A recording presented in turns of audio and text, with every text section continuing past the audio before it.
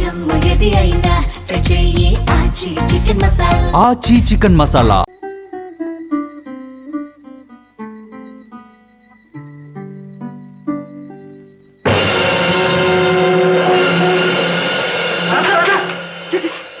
బుద్ధుందా? ఏం పని జరిగింది? గుడ్డిదాన్ని ఇష్టం లేక తగలబెట్టి చంపాడని అప్రతిష్ట రావడానికిగా నువ్వు ఈ పనులు చేయడం. అసలు బయట తగలబడ్డ మంచాన్ని లోపలికి ఎందుకు మోసుకొచ్చా? ఏమి లేదు, బయట ఒకటే మంచుగా ఉంది. అసలే మీ ఆరోగ్యం బాగులేదు. మంచులో పడుకుంటే మీకేదైనా జబ్బు చేస్తుందేమోనని. చేస్తే చస్తానా? ఈ బ్రతుకు బ్రతకడం కంటే చచ్చినా బాగుండు. బ్రతుకా ఇది?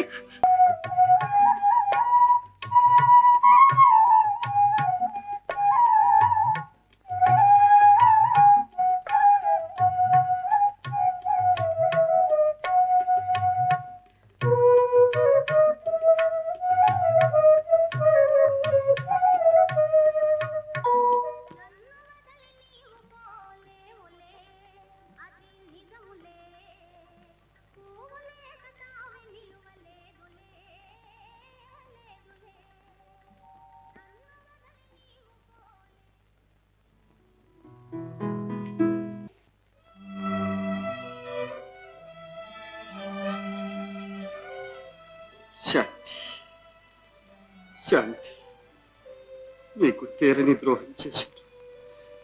నన్ను మన్నిస్తావా శాంతి? మన్నిస్తావా?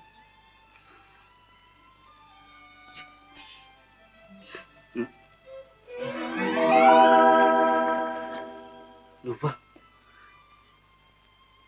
ఇంట్లో నిద్ర పట్టక ఇక్కడికి వస్తే ఇక్కడ కూడా నిద్రపోకుండా చేస్తా. అయ్యో లేదండి, మీరు పడుకోండి, నేను వెళ్తాను.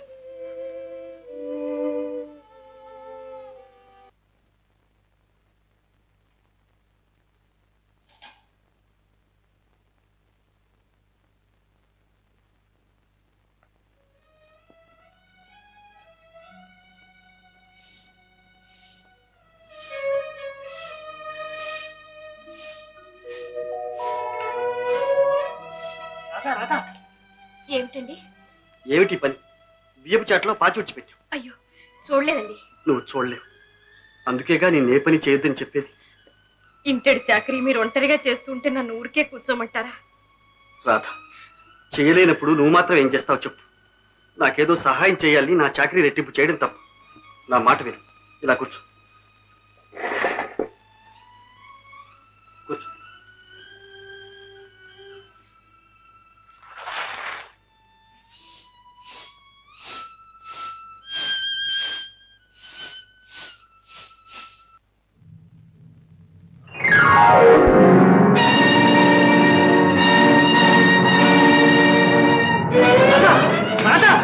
ఏమిటి?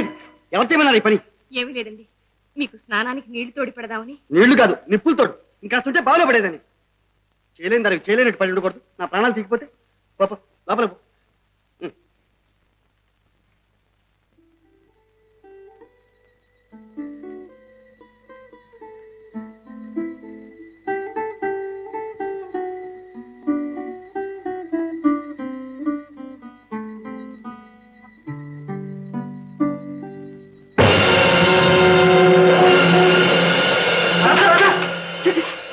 బుద్ధుందా?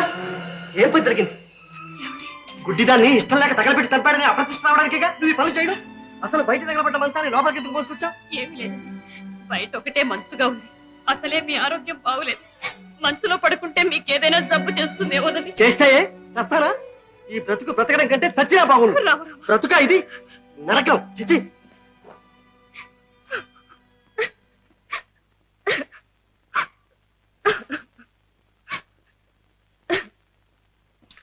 ఏమిటిది? ఎందుకు ఏడుస్తున్నావు? జీవితమే ఏడుపుమయం అయిపోయింది, ఇంకా నువ్వెందుకు ఏడవడం? అంతగా ఏడవాళ్ళు ఉంటే నీ పుట్టింటికి పోయాడు. పుట్టింటిగా? ఇక్కడైతే ఎందుకు ఏడుస్తావని కోపడ్డానికైనా మీరున్నారు. అక్కడ ఆ మాత్రం అడిగే దిక్కైనా లేదండి. సరే సరే, నువ్వెక్కడికి వెళ్ళక్కర్లేదు, కానీ నేను ఎందుకు చెబుతున్నానో కాస్త అర్థం చేసుకో. చెప్పిన పని చేసే యోగ్యత ఎటూ లేదు. కనీసం చెప్పిన మాట అయినా కాస్త విను. ముందా ఏడుపు మాని.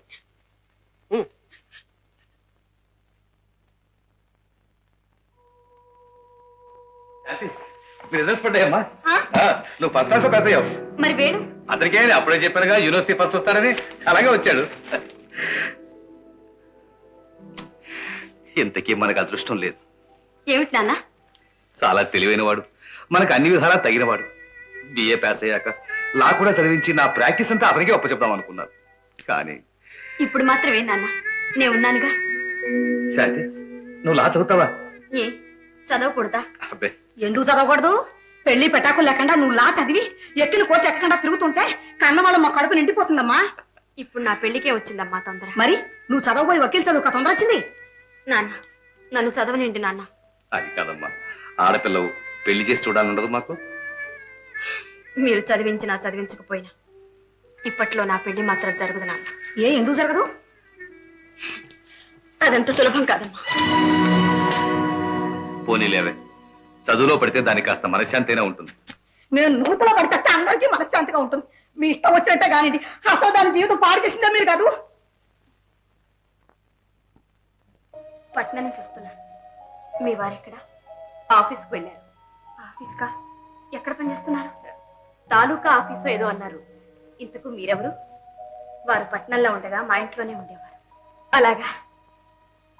ఏమిటమ్మా, ఏం కావాలి? ఏం లేదు, వారింట్లో లేనప్పుడు వచ్చారు.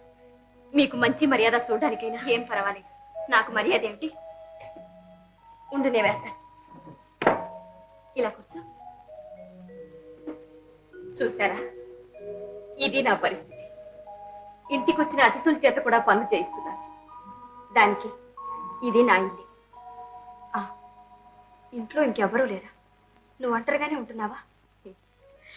అంతఃపురంలో పుట్టిన దురదృష్టవంతులు అనాథలే అవుతారు. ఎందుకు అలా బాధపడతావు? దేవుళ్ళలాంటి భర్త దొరికాడు నీకు. ఆడదానికి అంతకన్నా అదృష్టం ఏం కావాలి? నిజమే, ఆయన దేవుడే.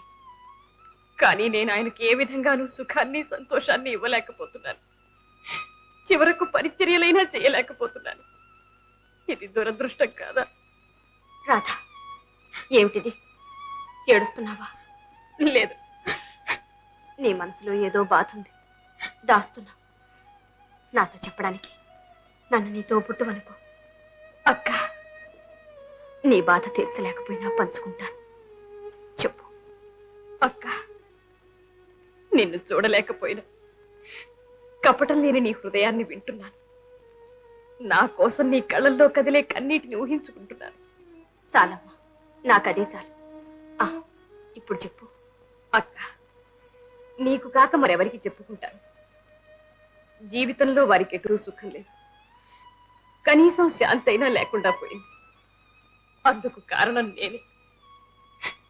ఒకవేళ నేను చచ్చిపోతే రాధా, వారికి శాంతి లభిస్తుందేమోనని నా ఆశ. చాలే, ఏమిటా మాటలు? బతికి సాధించలేనిది చచ్చి సాధిస్తావా? నీకు తెలియదక్క, ఇంతకన్నా వేరే మార్గం లేదు. వారెవరికో మనసిచ్చారు. ఆమె ఇంకా ఆయన తలపుల్లో మెదులుతూనే ఉంది. నిద్రలో కూడా ఆమె మాటే. శాంతి, నీకు ద్రోహం చేశాను, నన్ను మన్నించు శాంతి అని కలవరిస్తూ ఉంటారు. అందుకే అక్క, నేను వెళ్ళిపోతే వారు ఆమెతోనైనా సుఖంగా ఉంటారేమో. ఇదే నువ్వు చేసే ఘనకార్యం. మరి నన్ను ఇంకేం చేయమంటావు? నేను చెప్పినట్టు చెయ్యి. తప్పక వారి మనసు మారుతుంది. వారు నీవారవుతారు. అక్క, లే చెప్తా.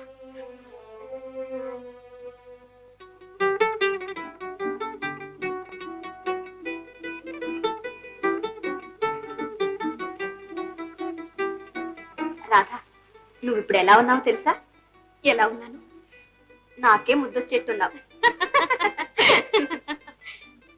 అక్క, వారు వస్తున్నట్టున్నారు.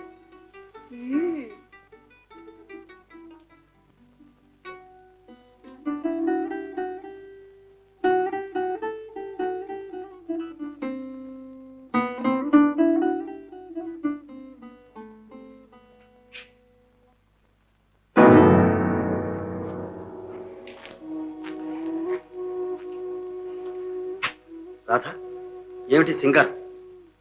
ఎవరు చేశారు? నీ అమ్మ వచ్చిందా? లేదండి. నీ అమ్మే వచ్చింది. నా మొగుడు నన్ను ఏలుకోవడం లేదని మొరపెట్టుకున్నావు. ఆమె నిన్ను సింగారించింది. ముస్తాబై మొగుడిని మురిపించమని నేర్పింది. అంతేనా? అలాంటిదేమీ లేదండి. అసలు మా అమ్మ ఇక్కడికి రానే లేదండి. మరి ఎవరు చేశారు ఇదంతా? అసలు నీకెందుకు ముస్తాబు? ఎప్పుడన్నా నువ్వు అందంగా లేవు అందుకే ఏలుకోవడం లేదని చెప్పానా? గుడ్డి దాన్ని చేసుకున్నాడే నా కోరికలన్నీ చంపుకున్నాను. ఇంకెందుకీ షోకులు, ఎందుకీ అలంకారాలు? మనసివ్వలేని మగాన్ని తలుకు పెడుకులతో మభ్యపెట్టాలినా? సంసార లక్షణం ఇది. చచ్చి ఏమండి? ఏ నోరు మూసుకుని పడి ఉండు.